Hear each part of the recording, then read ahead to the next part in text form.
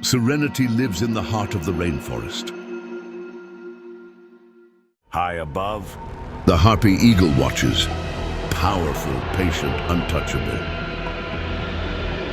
The Sloth, a reminder that survival doesn't always mean speed. Small, beautiful, and deadly, the poison dart frog, nature's warning written in color. The chameleon, a master of change, blending perfectly with its world.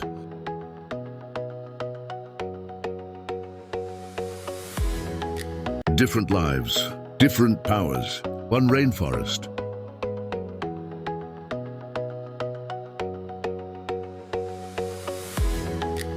Serenity isn't silent, it's alive.